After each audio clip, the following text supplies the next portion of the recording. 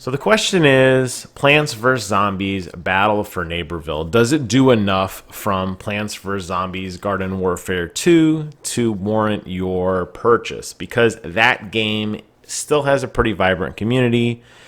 This is the next iteration of that game. It is currently available in what they call Founders Edition. It's also an early access type title. If you have EA Origin Premier access for PC, which I have, that is the paid subscription service, you can get it now. If not, and you don't want to be a paying beta tester, so to speak, you can wait until the game launches on October 18th. That will include the complete version of the game. Right now, whether you got it via early access by paying for it a la carte, or if you have the Premier streaming service that like I do, there's a roadmap, so it's still slowly being built up over time. I wanted to walk you guys through that because a lot of my friends are like, oh, that game isn't out yet. And I'm like, well, it kind of is, but it's more in an early access stage. So if you've played any of the Plants vs. Zombies games, at least the third-person shooter ones, you know exactly what this game is. If you haven't, it's pretty easy to pick up on what's going on. There are a slew of modes in which you select a zombie or a plant type hero class, and you go out and use your basic abilities to go blow up the enemy. Very, very simple concept. What I love about these games and what this game continues to do, particularly in Neighborville, is to bring so much unique charm and character to every character. Every little animation, every sound effect, every moment you play with the game, everything you experience with the game is just dripping and oozing with so much attention to detail that it's hard to hate EA on this one. And I love this franchise, and I think this game is good. I can't say it does enough yet to push to purchase a price point because it does a lot of what the other games did. But I feel like they just continue to refine a very simple premise and make it more and more fun as time goes on. So what I mean by the charm in this game, every character has completely different animations, reloading animations, sound effects, movement, everything. So the soldier I'm playing with, when he wants to sprint, his bazooka on his back actually turns into like a mini jetpack and allows him to propel forward. If you are playing with the acorn on the plant side, he starts to spin into a top really, really fast, and that's what gives him the same movement speed as the soldier, at least in terms of a straight sprint. And every character, it's fun to see what they do. It's fun to see how their emotes, how they interact with each other. It's really a lot of fun. Moment-to-moment gameplay is very frantic and a little overwhelming at times. Not in terms of that you don't know what you're doing, but I think one of the reasons why Battleborn failed was because it was just too much happening too quickly. It was very, very difficult to focus on who your teammates were, who the enemy was, what your objectives were, kind of your situational awareness in the world. And you see me playing here, a lot of times I'm emptying half a clip into my teammate before I realize, oh, it's a teammate. That happens a lot, especially in these really heavy choke point areas where every character is spamming AoE attacks and special attacks and filling up the screen with lots of vibrant colors and lights and sounds. And it is really hard to kind of figure out where your role is in all that action. You're going to find yourself basically just shooting into corridors wildly, hoping to see some hit markers and hopefully, trying to participate in the battle.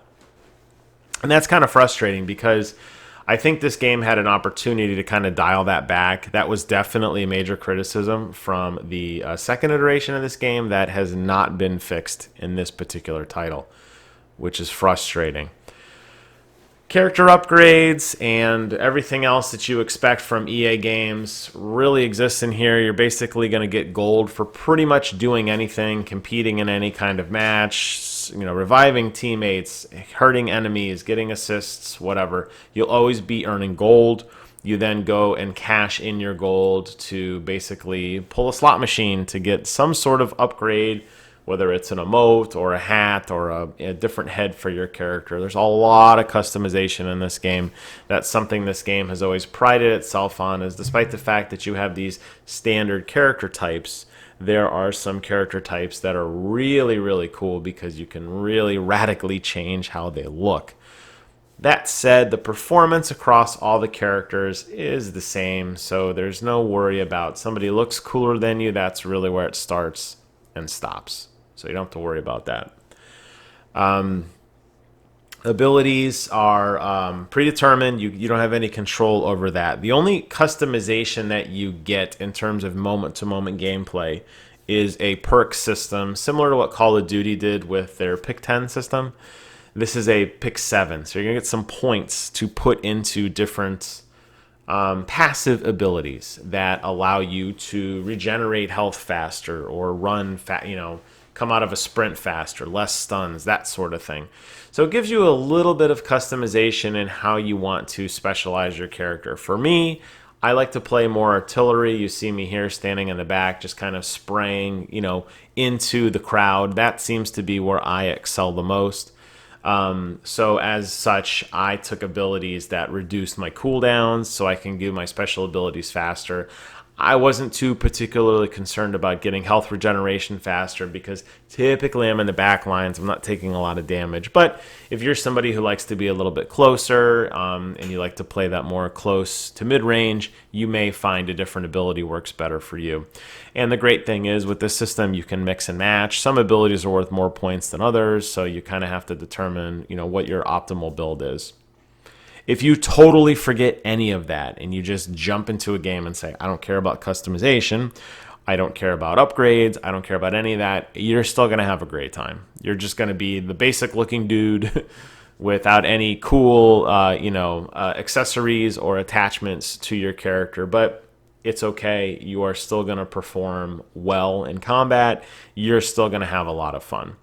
And one of the big things that Neighborville kind of did in terms of trying to mix up the formula slightly is this persistent world. So you saw it briefly at the beginning. I am currently in an instanced game match, so it's just me playing against these other players for this basically payload type gameplay where we're pushing enemies back or defending, ultimately changing up the objectives a little bit. But outside this instance mode, when you just jump into the game normally, you're put in Neighborville, and it's basically this giant area where you can see basically the plant castle on one side, which is Dave's Manor, and the the zombie castle on the other side. And you can jump down in the center, and it's just this open kind of jump in and start shooting right away. There's no really objectives or anything, and you can kind of play around with that fun little persistent battleground in the center.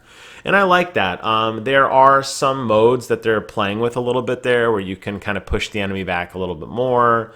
There are some optional objectives in there in terms of tutorials, and that's a great way to go grind some money and to try out new characters outside of the instanced regular matchmaking, whether you're playing this game mode or just, team deathmatch, first to 50, that sort of thing.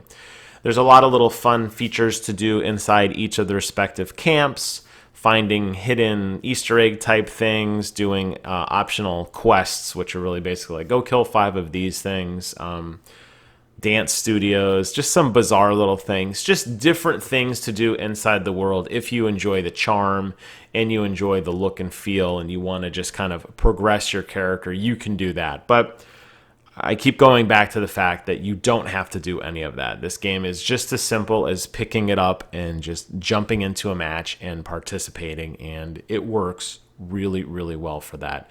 So I like it. I think it's a cool game. I think if you're a fan of it, you may want to wait until October 18th to see what everything is to check out then. But if not, you're interested, pick it up now. Hope you guys found this kind of walkthrough video informative. I've been doing a little bit longer form reviews because I think it gives you a little bit more gameplay and you can hear some of my thoughts about all the different features and systems. Thank you guys so much for watching. Take care of yourselves, and until next time, I will see you guys on the other side.